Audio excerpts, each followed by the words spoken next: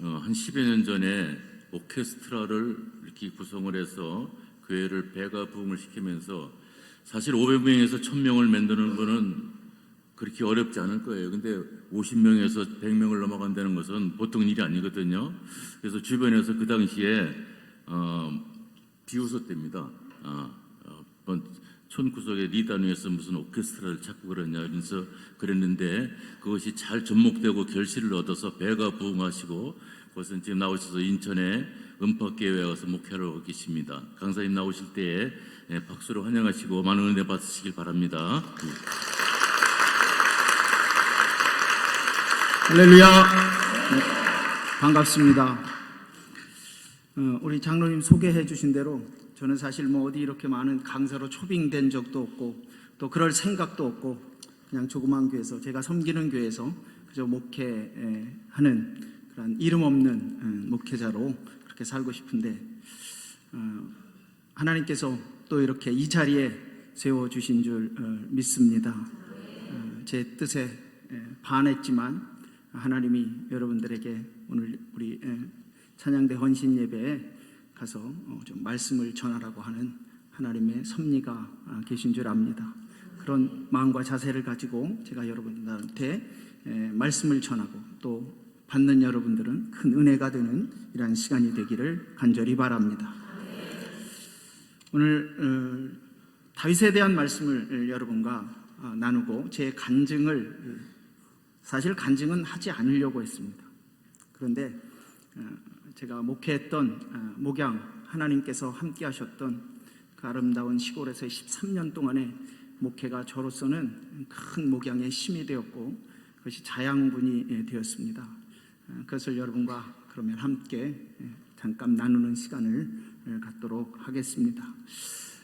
찬양과 헌신 예배라고 해서 찬양에 대한 말씀을 드려야 되겠다 이렇게 생각을 하고, 찬양하면 얼른 떠오르는 인물은 다윗입니다. 찬양이 무엇일까? 사실 저는 노래에 대한 재능이 전혀 없습니다. 찬양에 대한 달란트가 전 전혀 없습니다. 제가 목회를 30년 전에 처음 나갈 때 가장 걱정되는 게 한 가지 있었습니다. 설교도 아니었습니다. 또 다른 그 무엇도 아니었습니다. 많은 성도들 앞에서 어떻게 노래를 하지? 정말 저는 노래, 음치, 박치 전혀 음감이 없는 사람입니다. 그래서 그게 가장 걱정이 됐어요, 사실은. 그런데 크게 걱정할 일은 나중에 보니까 아니었습니다. 그냥 가사에 은혜를 쏟아서 부르니까 다 은혜로운 찬양이 되더라고요. 제가 그렇게 하나님 앞에 기도했어요. 하나님, 음치는 찬양하면 안 됩니까? 음치는 찬양도 못합니까? 제가 그런 기도를 했더니 하나님께서 이놈아, 찬양은 음만, 곡만 있는 것이 아니라 가사가 있지 않느냐, 그런 음성을 주셨어요. 그래서 찬양을 할 때마다 가사에 심취해서 부르면 박자 별로 그렇게 중요하지 않습니다. 죄송합니다. 그러나 그것도 중요하지요. 그러나 제가 워낙 노래에 대한 이런 재능이 없어서 그렇게 하나님 앞에 기도했더니 음성을 주셔서 그렇게 찬양을 했더니, 찬송을 했더니 별로 그렇게 어려움 없이 30년 동안 목회할 수 있었습니다. 은혜입니다. 예. 찬양, 제가 말씀드린 대로 찬양이 무엇인가? 찬양은 말 그대로 노래는 작사와 곡이 있습니다. 그렇죠. 이 두 개가 다 병행돼서 은혜스러운 음률이, 또 음악이, 노래가, 찬양이 되는 것입니다. 그런데 저는 오늘 본문의 말씀을 보면서 이 다윗은, 찬양은 제가 이렇게 정의하고 싶습니다. 어떻게? 신앙의 이야기다. 다윗의 찬양의 면면을 보면 그의 신앙의 이야기들로 가득 채워져 있습니다. 다윗의 찬양뿐만 아니라 우리가 불려지고 있는 모든 기존의 찬송이나 CCM이나 이 찬양을 보면 그 안에 뭐가 있습니까? 믿음의 이야기들이 아주 가득 차 있습니다. 얼마나 은혜로운지 알 수 없습니다. 그 찬양 속에는 신앙의 이야기가 절절히 묻어 있는데 그 신앙의 이야기의 내용이 무엇이냐? 그래서 한마디로 말하면 내 삶 속에 하나님이 역사하셨다고 하는 것입니다. 모두가 그렇습니다. 여러분, 믿음이라고 하는 것, 여러분들 신앙의 이야기를 만들어가는 거예요. 여러분, 믿음 생활하면서 신앙의 이야기를 좀 만들어가는 여러분들이 되시기를 바랍니다. 이게 찬양이에요. 신앙의 이야기. 우리가 지금 찬양을 부르는 건 남의 신앙의 이야기를 찬양하고 있는 거예요. 그런데 거기에 내가 감정이 입되면 은혜가 되는 겁니다. 여러분들은 얼마나 평생을 신앙생활하면서 이런 신앙의 이야기들이 여러분 삶 속에, 개인적인 삶 속에 있습니까? 하나님을 만난, 하나님을 경험한 그러한 이야기들이 얼마나 있냐라고 하는 것입니다. 이런 이야기를 합니다. 남자들은 군대 생활 3년 한 거 가지고 평생을 우려먹습니다. 그렇죠? 저도 공군을 갔습니다. 수원비행장에서 3년 35개월을 군복무를 했는데 이 이야기 가지고 군대 생활, 군대 이야기 가지고 평생을 우려먹습니다. 그 군대에서 이야기는 참 이런 에피소드들이 많다고 하는 얘기죠. 이런 인생의 경험들이 많다고 하는 얘기죠. 그러고 보니까 우리 조 장로님은 평생 군대 생활하셨으니까 이야기가 더 넘습니다. 이렇게 예, 3년 했어요. 여러분, 평생을 신앙생활하면서 어떤 믿음의 이야기들이 여러분 개인에게 있습니까? 얼마나 나의 신앙의 이야기들을 만들어낼 수 있겠습니까? 내 삶의 찬양의 가사로 그렇게 만들어낼 만한 삶의 믿음의 사건이 무엇이냐라고 하는 것입니다. 이게 바로 찬양은 신앙의 이야기요, 믿음의 이야기입니다. 오늘 이 시편 18편의 말씀이 이 사무엘하 22장에 기록되어 있습니다. 이건 다윗의 삶의 전반에 관한 삶의 신앙의 고백입니다. 다윗 전체의 삶의 이야기라고 하는 거예요. 다윗이 시편을 참 많이, 노래를 많이 했습니다. 찬양을 많이 했습니다. 그가 압살롬에게, 자녀들에게 반역을 하는 이런 아픔을 노래한 것도 있습니다. 그가 사울에 쫓겨서 엔게디 골짜기, 아굴람 골짜기에서 그 동굴에서 고통 중에 있으며 그를 제거할 수 있는 그런 상황 속에서의 신앙의 이야기, 하나님을 만난 이야기를 시로 쓴 노래도 있습니다. 그런데 이 시편 18편의 신앙의 고백은, 이 찬양은 다윗이 인생 전반에 걸쳐서 하나님을 만났던 이야기가 바로 오늘 말씀입니다. 우리가 찬송가 여러 군데 찬송을 여러분 많이 부릅니다. 585장이 무슨 찬송입니까? 585장. 내주는 강한 성이요. 누가 작사했습니까?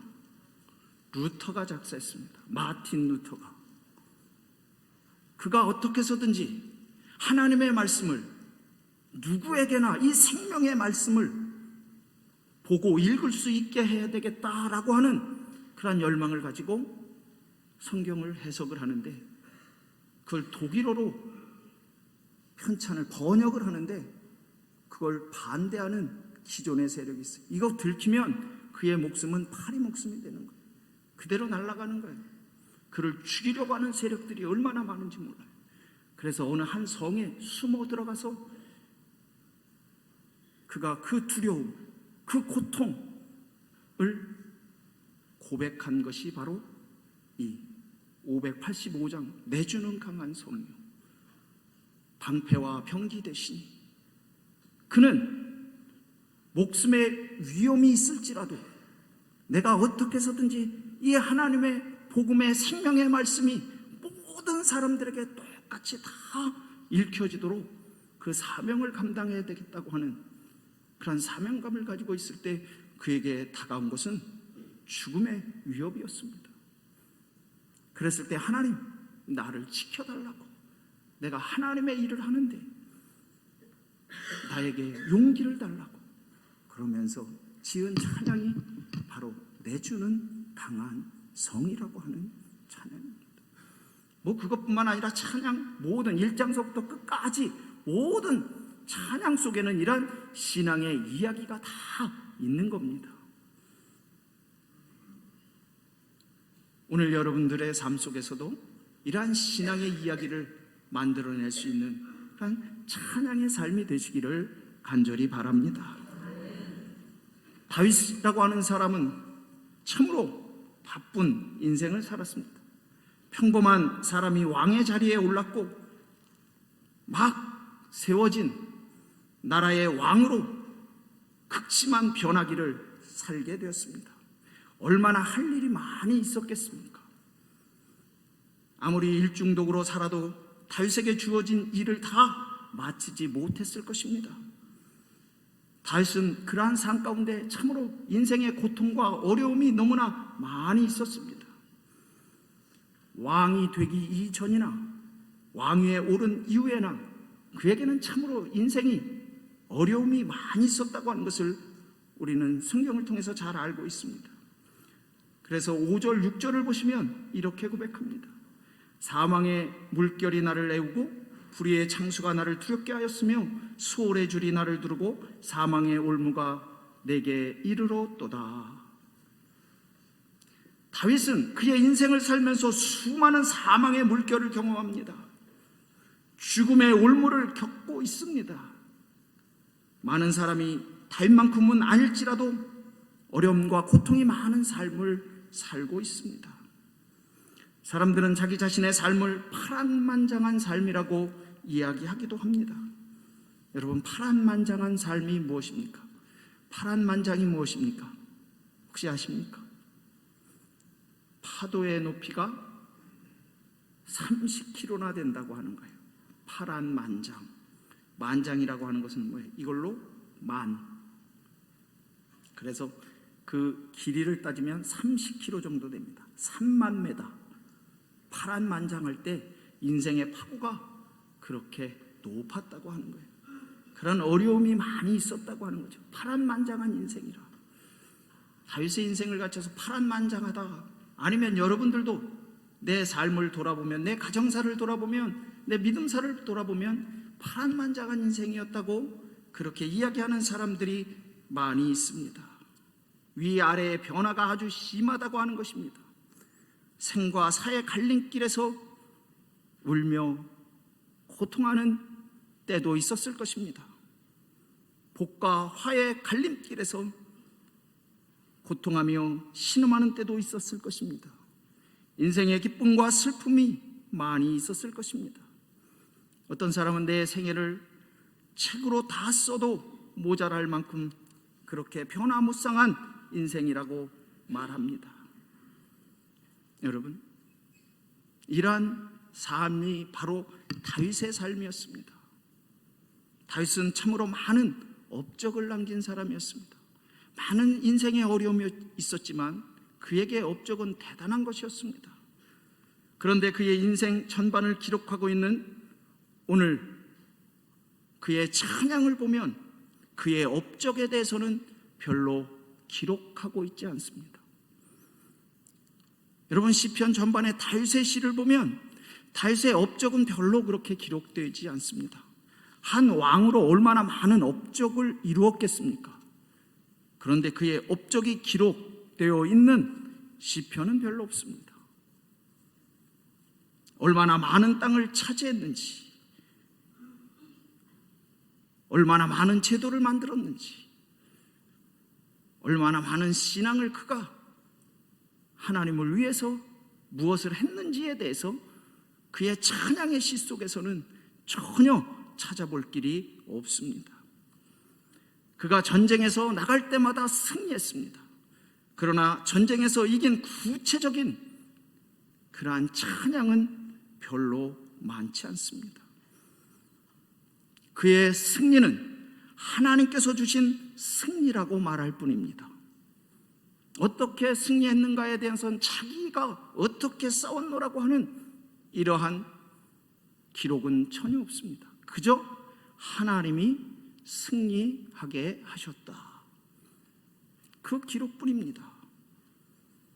다윗이 얼마나 부침 있는 인생이었지만 착갈란한 인생을 살았겠습니까?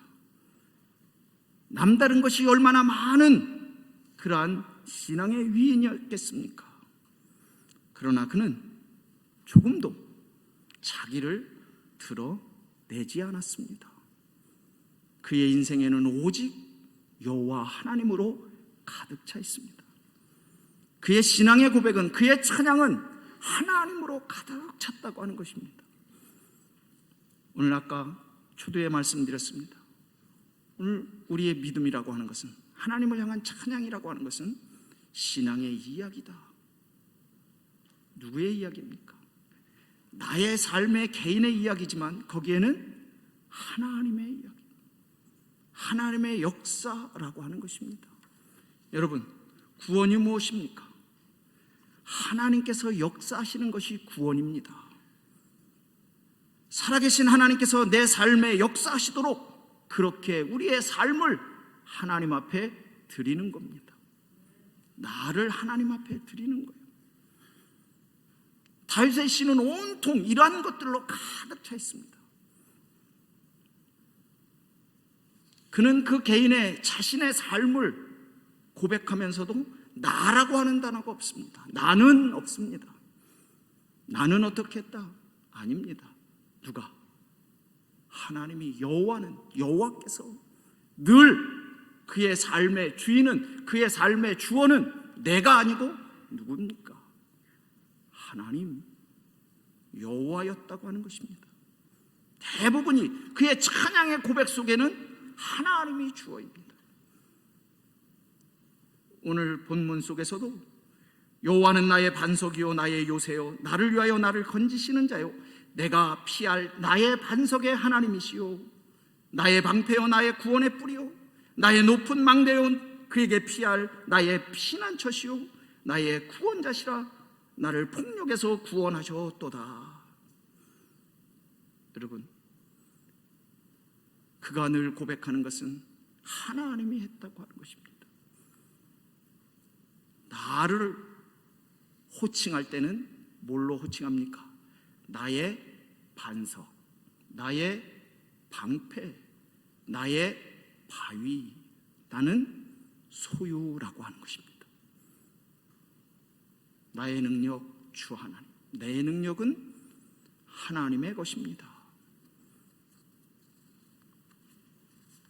다윗은 언제나 그렇게 고백하며 하나님 앞에 찬양했습니다. 그의 찬양은 하나님, 나의 모든 것은 하나님의 것입니다. 이 고백으로 가득 차 있습니다. 여러분들의 믿음도 이렇게 고백할 수 있는 믿음이 되시기를 바랍니다. 그렇습니다. 여러분, 오늘 우리는 이 땅에 살아가면서 그냥 내가 얼마나 드러나고 있습니까? 나는, 이런 것들이 너무 많이 있습니다. 여러분, 우리가 자녀를 봐도 어떻습니까? 내 자식 아닙니다. 나의 자식은 하나님의 것입니다. 나의 재능 아닙니다. 나의 재능은 내 것이 아니고 하나님의 것입니다. 나의 방패는 하나님이십니다. 오늘 여러분들이 이렇게 고백하며 믿음의 이야기를 만들어 가시기를 바랍니다. 그럴 때 믿음의 이야기를 만들어 갈 수 있어요. 내가 소유격이 될 때, 하나님 앞에서 내가 하나님의 소유가 될 때, 내 인생의 전반이 다 하나님의 소유가 될 때 믿음의 이야기가 만들어져 간다고 하는 거예요.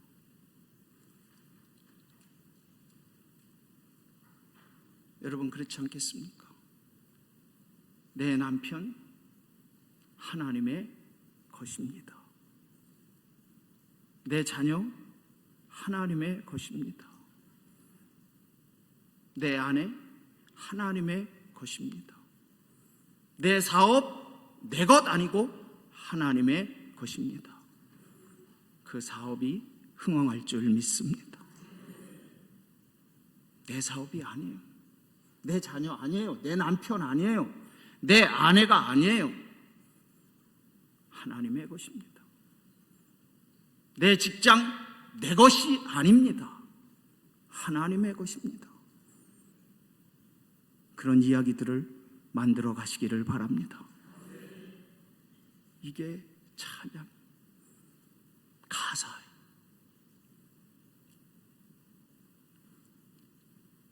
여러분 생각해 보세요. 내 남편은 내 것이 아니 하나님의 것이라고 하면 그 남편을 얼마나 잘 섬길 수 있겠어요. 할렐루야. 내 남편이 아니요, 하나님의 것이요 내 남편. 그게 원수로 보여? 그럼 하나님의 것 아니요? 제가 어느 설교 시간에 그런 이야기를 했습니다. 제 아내는 저에게 있어서 로또입니다. 인생의 로또입니다. 다 아시네 벌써. 안 맞아도 그렇게 안 맞을 수가 없어요.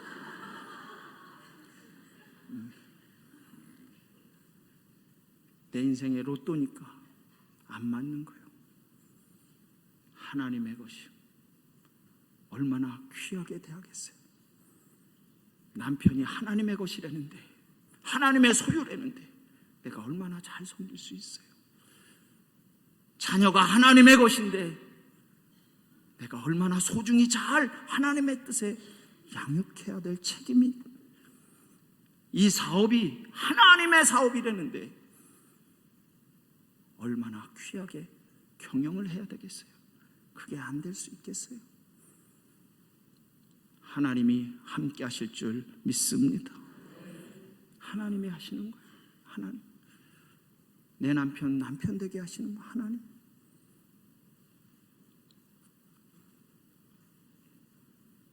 사명도 내가 받은 사명이 아니요, 하나님의 사명. 나의 삶의 자리, 나의 삶의 위치들, 이게 다 누구 것? 하나님의 것. 그런 자세로 신앙의 이야기를 써나가면 거기에 무수한 놀라운 하나님의 역사를 기록할 수 있는 거예요. 제가 그렇게 크게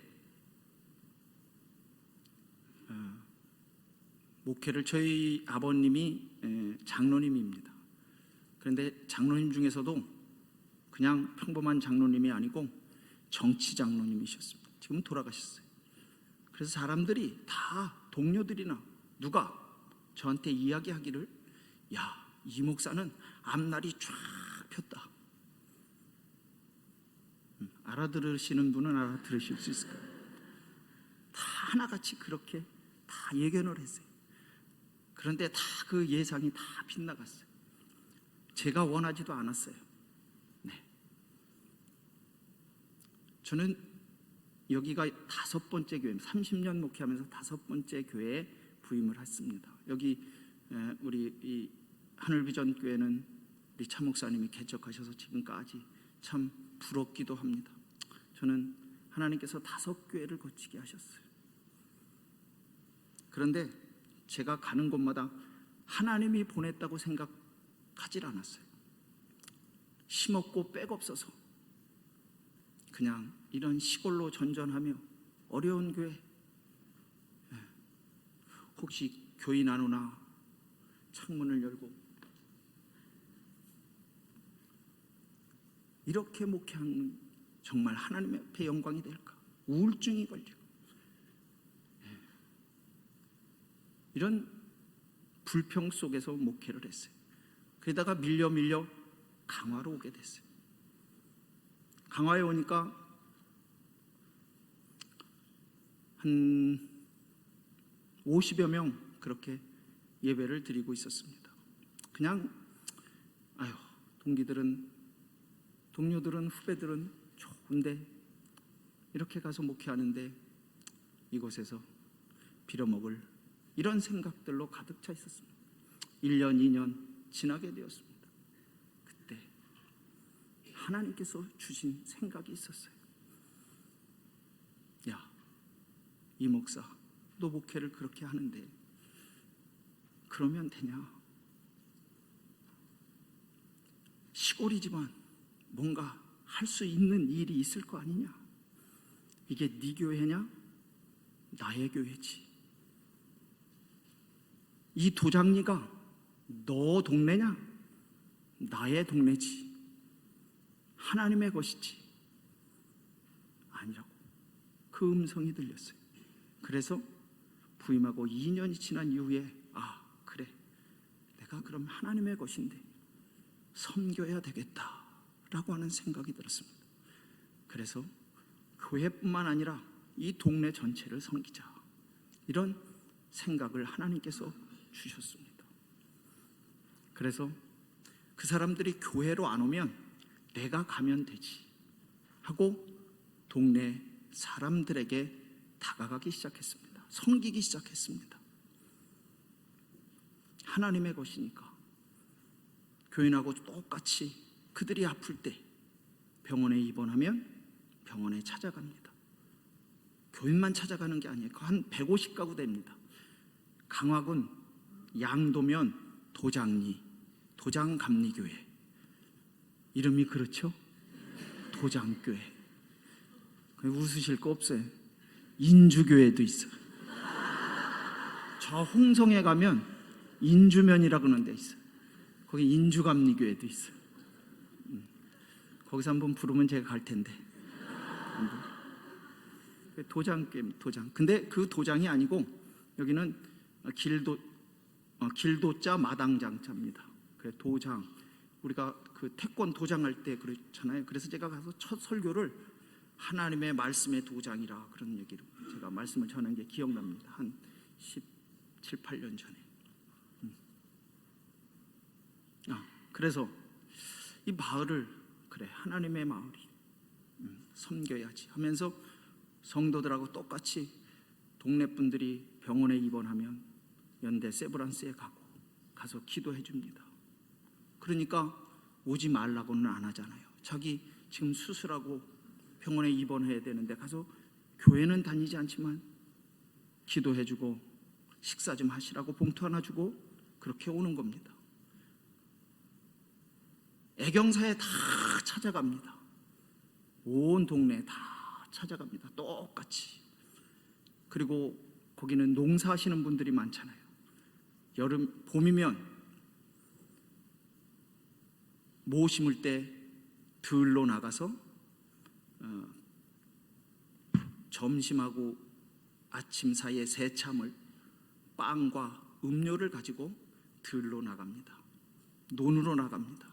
지금은 이 농로길이 아주 잘 돼 있어요. 옛날에는 이렇게 비좁지만 지금은 이 세멘트 도로로 아주 봉고차 하나가 쫙 갈 수 있게 그렇게 됐어요. 그래서 여성교회 회장님하고 음료와 빵을 가지고 새참에 갑니다. 그리고 기도합니다. 하나님, 이 누구 가정 올해 농사에 늦은 비 이른 비를 주셔서 풍년이 들게 하여 주옵소서. 그러면 교회는 안 나오지만 아멘 합니다. 그리고 그 들녘을 다 다닙니다. 그렇게 추수할 때도 역시 마찬가지. 그러니까 동네 사람들이 목사가 왔는데 고마워요, 안 고마워? 고마워서 이걸 보답을 해야 되는데 언제 보답을 해요? 네? 추수할 때도 물론 뭐 쌀도 가져오고 콩도 가져오지만 그렇게 그것도 보답하지만 우리가 1년에 한 번씩 1월 달에 신년대 부흥성회를 합니다. 그럼 이분들이 봉투를 하나씩 가지고 옵니다. 이렇게 보답하는 거예요. 다. 그러면 부흥 강사님이 봉투를 딱 보고 축 발전 도장교회 축 부흥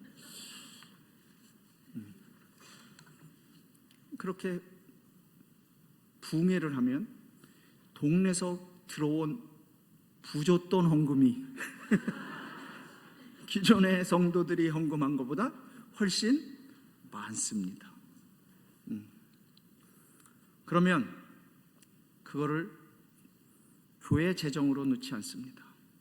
다시 사용합니다. 동네를 위해서. 1월 정월 초에 신년대 부흥성회를 하면 그 바로 직후에 뭐가 있냐면 정월대 보름이 있습니다.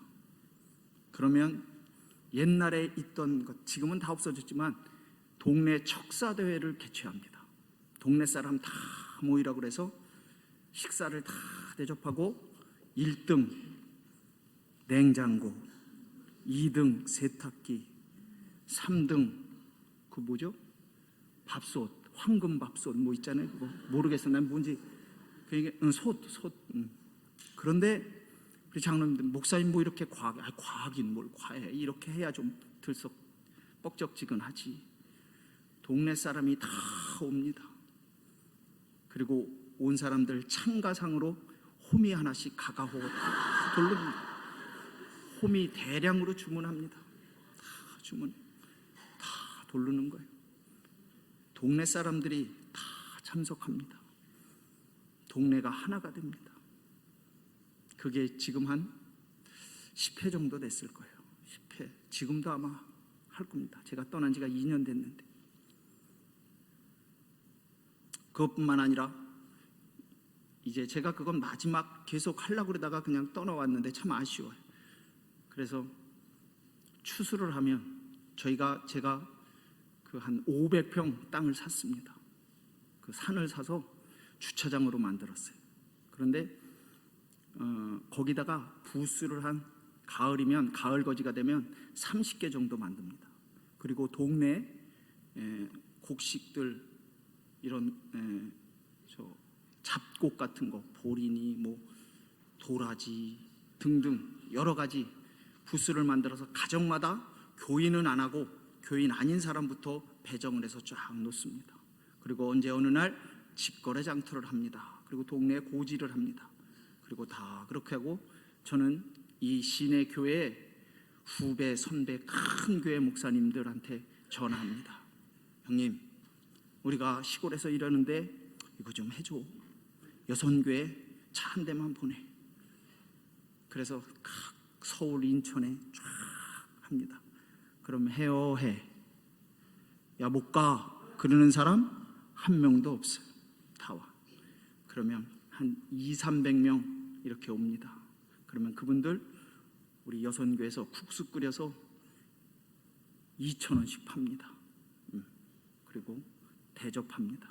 빈대떡 붙여서 동네 잔치를 또 엽니다. 그럼 와서 이것저것 다 사가고 큰 교회들은 또 더한 교회들은 이거 우리 교회 주일마다 너무 좋으니 우리 교회 더 주문해서 좀 해놨으면 좋겠습니다. 보리쌀 1kg가 8,000원인데 너무 좋은데 후에도 이런 주문들이 많이 들어옵니다. 그래 동네가 그냥 얼마나 좋아요. 그래 동네를 그렇게 섬겼어요. 하나님의 동네니까. 하나님의 동네예요. 그러니까 제가 13년 목회하면서 그 동네에서 예수 안 믿다가 예수 믿은 사람이 많아요, 많아. 3명밖에 더 안 나왔어.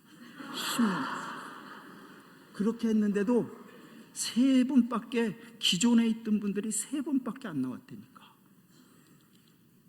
그런데 제가 떠난 이후에 더 많이 나왔대. 그런 소식을 들었어. 할렐루야. 남의 일이지만. 그런데 그 동네 분들이 요즘엔 강화로 많이 이주를 해와요. 사람들이 은퇴를 하고 또 이렇게 학생들 교육 이런 거에. 그러면 야 교회는 저 도장교회가 진짜 교회야, 진짜 목사야, 소문을 자기네들이네. 그래서 이사 오는 사람은 다 어디로 와? 도장교회로 와. 이리저리 해서 그렇게 해서 제가 마음에 우리 장로님들한테 우리 교회 100명 예배 드립니다. 100명 놓고 기도합니다. 그랬는데 제가 떠날 때 98명 예배 드렸어요. 98명. 여러분 50명 난 제가 결산 6천 있는데 갔었어요. 그런데 지금 2억이야. 100명 나오니까 100명도 더 나와 지금. 여러분 뭐 별거 아니지. 100명 여기 요 숫자 반도 안 되는 숫자지만 30년 전에 바로 옆에 초등학교가 있는데 600명이 모였어요. 강화에 조산초등학교가. 예? 그 조산이하고 도장리하고 이렇게 가지.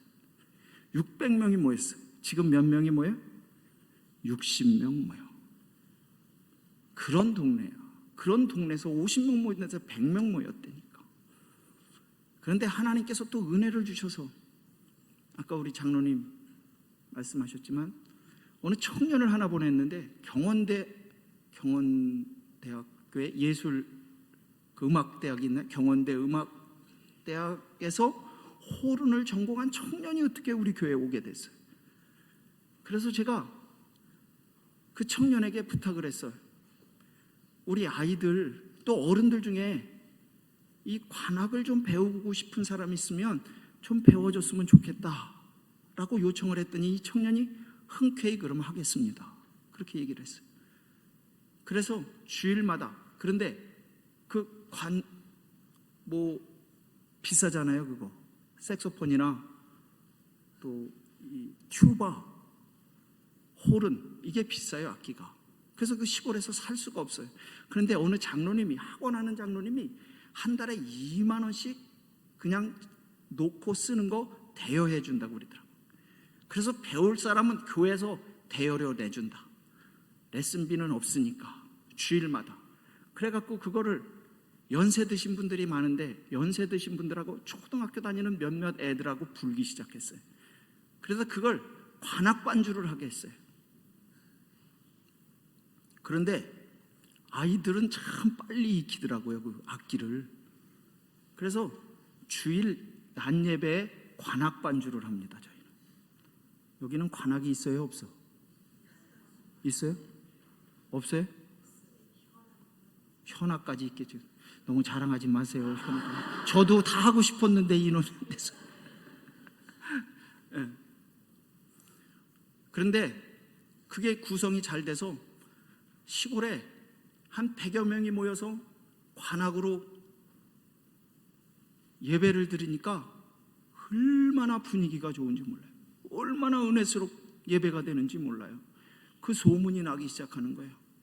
그러니까 사람들이 한번 교회 예배에 참석했던 사람들이 야, 이 시골 교회 야, 이런 게 있나?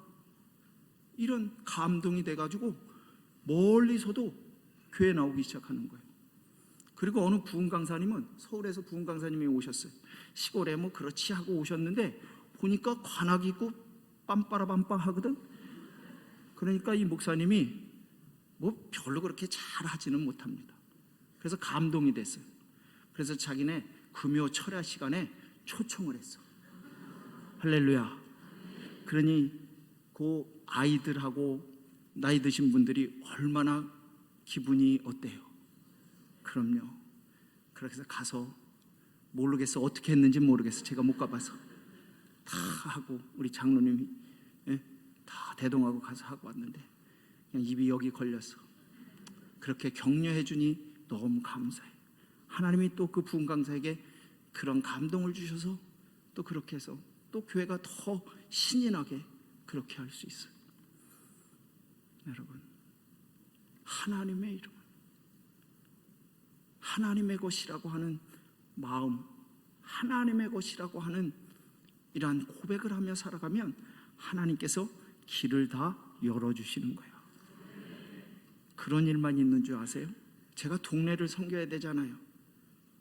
거기는 또 노인들도 많이 있는데 노인분들이 강화분들은 평생 동안 뼈 빠지게 몸 안에 일만 해. 인삼밭에서 하루 5만 원, 6만 원 일당 받고 새벽 6시부터 밤 8시까지 일하는 거예요. 참.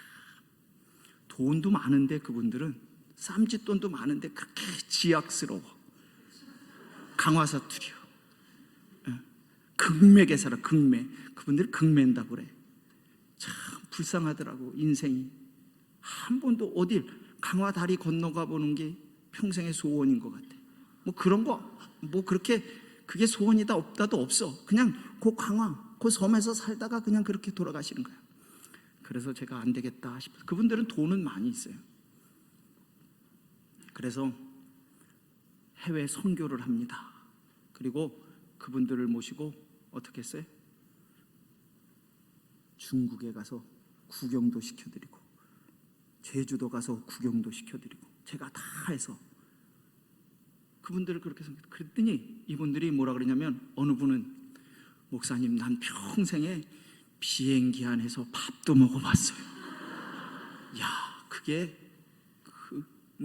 비행기 안에서 밥도 먹어봤다고. 목사님 너무 고맙다고. 교회도 안 나오시는데. 근데 그걸 누구한테 얘기해? 자식들, 서울, 인천에 있는 자식들한테 전해서, 야, 목사님이. 그러니까 그 자녀들이 어떻게 연락이 와, 나한테. 목사님 너무 고마워요. 우리 어머니, 그런 무지랭이 어머니, 평생 일만 하신 어머니, 그렇게 교회에서 섬겨주니 너무 감사해요. 제가 대접할게요. 그래서 서울 모 호텔에 좋은 음식도 대접받고, 음식만 대접받았어요? 모두죠? 그렇지, 잘하시네. 봉투도 받아갖고 와. 여러분, 이게 영적 즐거움이요, 세상의 즐거움이 아니야. 이게 영적 즐거움. 다윗의 신앙의 고백 속에는 영적 즐거움이 가득 차 있어. 인생은 고달픈 인생이었지만 영적 기쁨이 있어. 모든 게 하나님이라고 하는 고백 속에. 여러분, 다윗이 골리앗 앞에 섰어요. 이겼어요. 질 걸 이겼어요. 너무 기쁘잖아요. 이길 수 없는 것을 이긴 기쁨이 다윗에게 있었던 게 아니에요. 하나님이 그렇게 하셨다고 하는 기쁨이 그의 영적인 기쁨이요. 내가 이겼다, 골리앗을. 이것도 기쁨이야. 그렇죠? 기뻐야 안 기뻐? 아니, 물리칠 수 없는 걸 물리쳤어. 이건 더 기쁨이죠. 조직을 잘해서, 전략을 잘 세워서 좋은 무기를 가지고 적군을 물리친 것도 승리의 기쁨이 있는데, 그렇지 못한 백전백패하는 상황에서 이긴 기쁨, 이건 얼마나 더 큰 기쁨이겠어요? 승리의 기쁨. 그런데 단순한 그런 기쁨이 아니야. 다윗에게는 하나님이 함께 하신 기쁨이요, 하나님이 역사한 기쁨을 맛보는 거예요. 인생이 그게 찬양이 되는 거예요. 그게 찬양이 되는, 그게 찬양, 그 이야기야, 믿음의 이야기. 이런 이야기들을 만드는 것이 신앙이라고 하는 거예요. 다윗은 전쟁도 내 전쟁이 아니야. 전쟁이 누구의 것? 하나님의 것이야. 그래서 블레셋이 쳐들어올 때 하나님 어떻게 해야 돼요? 물어봐. 아니, 쳐들어오면 하나님한테 물어볼 거 뭐 있어? 빨리 작전회의 열고 가서 쳐부셔야지. 그런데 하나님 앞에 물어. 가야 돼요? 가라. 승리하는 거예요. 가지마. 저 뽕나무 뒤로 가. 물어봐. 전쟁은 누구 거요? 내가 하는 거. 왕인 내가 하는 게 아니야. 하나님의 것. 전쟁은 하나님의 것. 그러한 이야기들로, 그러한 신앙의 고백들로 가득한 게 시편. 오늘 인생의 전반에 그러한 고백들이 다윗의 고백이라고 하는 거예요. 그런 신앙의 이야기들. 여러분, 찬양을 통해서 만들어가는 여러분들이 되시기를 바랍니다. 여러분, 말씀을 마치려고 합니다. 인생은 찬양의 가사를 배우고 한 소절 소절을 실제로 써내려가는 시간입니다. 찬양의 곡조가 밋밋한 것이 아니라 높낮이가 있으므로 아름다운 찬양이 되듯이 오늘 우리의 인생의 높낮이는 우리가 더더욱 좋은 찬양의 가사와 곡조를 써 내려가는데 매우 필요한 것입니다. 우리 인생의 고통은 이러한 찬양의 곡을 써가는데 대단히 필요한 것이라고 하는 말씀. 찬양의 가사를 배우는 믿음의 성도가 되시기를 바랍니다. 파란만장한 인생이지만 파란만장한 것만이 아니라 그 속에서 찬양의 가사를 배우는 시간이 되어야 한다고 하는 것을 우리는 이 다윗의 찬양을 통해서 배우게 됩니다. 오늘 나는 찬양의 가사를 얼마나 썼습니까? 아무 어려움 없이 사건 없이 삶이 훌륭한 삶은 아닐 것입니다. 고통과 고난의 순간, 부끄러움의 순간, 범죄하여 치욕의 순간, 두려움 순간을 피하려고만 할 것이 아니라 그 속에 완전히 녹아져서 하나님을 경험하는 시간이 되어야 된다고 하는 것입니다. 그러한 순간들이 내 안에서 찬양의 가사로 새겨져야 합니다. 그렇다면 그 시간들은 어느 순간보다 복되고 귀한 시간이 될 수 있습니다. 오늘 우리의 인생은 힘들었느냐, 편안했느냐로 분간되는 것이 아니라 찬양의 가사를 쓰는 시간이었느냐, 아니면 찬양의 가사가 없는 시간이었느냐로 구분되어질 것입니다. 찬양의 가사가 있는 삶이 영원한 삶이 되고 귀중한 삶이 되는 것은 두말할 필요도 없을 것입니다. 여러분, 인생이라고 하는 것은 잘 나갈 때도 막혀 있을 때도 가슴 벅찬 시간들의 연속이 계속되고 있습니다. 다윗뿐만 아니라 오늘 우리 모두가 다 그런 인생을 살아갈 것입니다. 어떤 누구라도 자신의 인생에서 하나님의 손길을 볼 수만 있다고 하면 이 시간이 귀한 시간들입니다. 그래서 찬양하고 싶고 찬양하면서도 다 표현하지 못하여 아쉬운 마음이 드는 것입니다. 물론 하나님의 손길을 보지 못해서 찬양의 가사를 발견하지 못한다면 바쁘기만 하고 허무한 인생이 되고 말 것입니다. 오늘 우리 인생 결코 헛되게 주신 인생이 아닙니다. 하나님께서 오늘 우리의 인생에게 헛되게 주신 인생은 한 명도 없습니다. 여러분, 하나님 앞에서 하나님의 손길을 찾는 여러분들의 인생이 되시기를 바랍니다. 오늘 나의 인생에게 주신 찬양의 가사를 발견하시기를 바랍니다. 신앙의 이야기를 만들어갈 수 있는 우리 모든 찬양대원들과 성도들이 되시기를 주님의 이름으로 간절히 축원을 드립니다. 기도합니다. 하나님 감사합니다. 저희들이 땅에 살아가면서 하나님을 찬양할 수 있음에 감사와 영광을 돌립니다. 우리의 버거운 인생길에 하나님 함께 하신, 하나님 동행하시고 역사하심, 이런 아름다운 신앙의 이야기들이 저들의 삶 속에 수놓을 수 있도록 성령 하나님 동행해 주옵소서. 하나님 없는 인생이 아니라 하나님과 동행하는 인생이 되게 하여 주옵소서. 믿사옵고 예수 그리스도의 이름으로 기도하옵나이다. 아멘.